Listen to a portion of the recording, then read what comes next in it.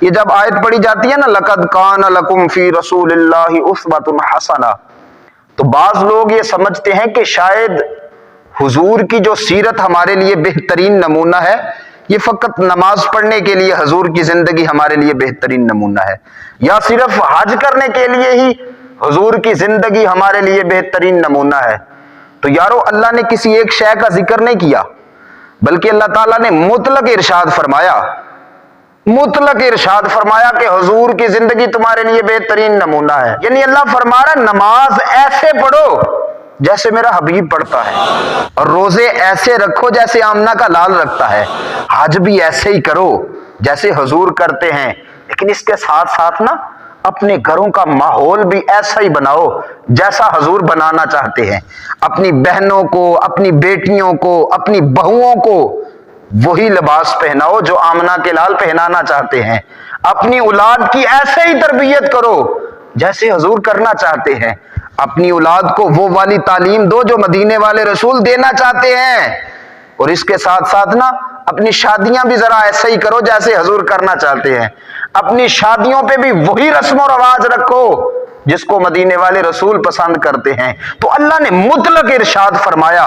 کہ حضور کی زندگی ہر پہلو کے لیے ہمارے لیے بہترین نمونہ ہے۔ زندگی کا کوئی ایسا پہلو نہیں کہ اگر ہم اس پہلو کو سامنے رکھیں اور پھر مدینے والے رسول کی ذات سے رہنمائی لینا چاہیں تو حضور کی ذات ہمیں خاموش نظر آئے۔ زندگی کے ہر پہلو میں حضور کی ذات سے ہمیں رہنمائی ملے گی، ہر پہلو کے لیے حضور کی زندگی، ہر قدم کے لیے آمنہ کے لال کی زندگی ہمارے لیے بہترین نمونہ ہے۔ اور یہ اعزاز بھی میرے ہی مصطفیٰ کو حاصل ہے، یہ شان بھی آمنہ کے لال کو ہی حاصل ہے۔ دیکھیں نا حضرت عیسیٰ علیہ نبینا علیہ الصلوۃ والسلام، اگر آپ کا کوئی امتی ہو اور شادی شدہ بھی ہو اور پھر وہ اپنے نبی جناب عیسیٰ علیہ نبینا علیہ الصلوۃ والسلام کی سیرت کو سامنے رکھے اور سیرت سے رہنمائی لینا چاہے کہ میاں بیوی کے تعلقات آپس میں کیسے ہونے چاہیے، اور یہ ایک بہت بڑا پہلو ہے میاں بیوی کے آپس میں تعلقات، تو حضرت عیسیٰ علیہ نبینا علیہ الصلوۃ والسلام کا امتی ہو، شادی شدہ بھی ہو، اور پھر وہ اپنے نبی جناب عیسیٰ علیہ السلام کی زندگی سے رہنمائی لینا چاہے کہ میاں بیوی کے آپس میں تعلقات کیسے ہونے چاہیے، تو نہیں لے سکتا رہنمائی، اس لیے کہ آپ نے شادی نہیں کی، تو آپ کی سیرت اس حوالے سے خاموش نظر آئے گی۔ جناب سلیمان علیہ نبینا علیہ الصلوۃ والسلام اللہ کے نبی بھی تھے اور بادشاہ بھی تھے، پوری دنیا پہ حکومت تھی، پوری دنیا پہ حکومت۔ اب اگر کوئی جھگی میں بیٹھنے والا، کوئی فقیر، کوئی غریب جناب سلیمان علیہ نبینا علیہ الصلوۃ والسلام کی سیرت سے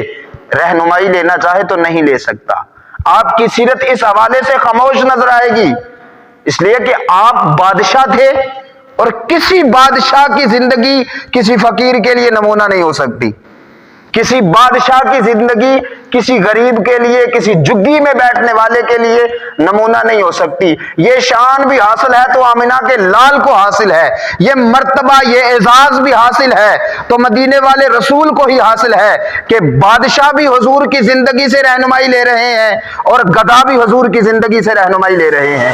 بادشاہ بھی میرے مصطفیٰ کی زندگی سے رہنمائی لے رہے ہیں۔ گویا حضور کی جو زندگی ہے نا، یہ امیر کے لیے بھی نمونہ ہے اور حضور کی زندگی غریب کے لیے بھی بہترین نمونہ ہے۔ تو اللہ نے مطلق ارشاد فرمایا کہ مدینے والے رسول کی جو زندگی ہے نا،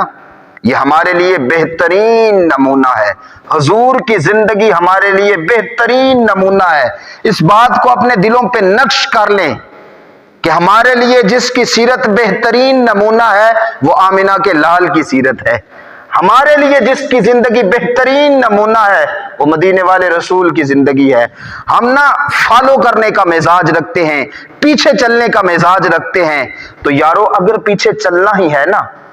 اگر کسی کو اپنا آئیڈیل ماننا ہی ہے، اگر کسی کو کاپی کرنا ہی ہے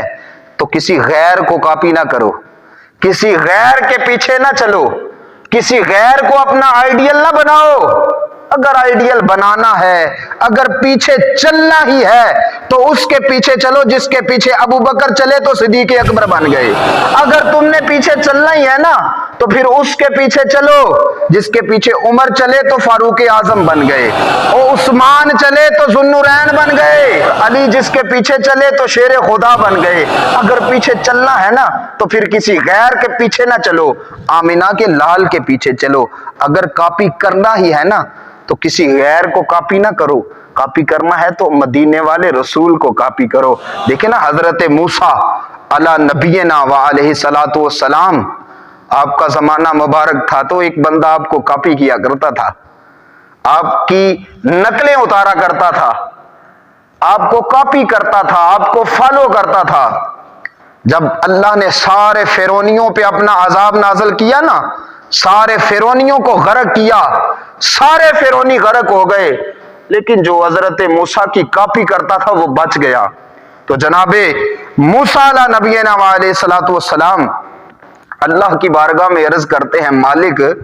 یہ بھی تو میرا دشمن ہی تھا نا، یہ بھی تو میری نقلیں ہی اتارا کرتا تھا نا،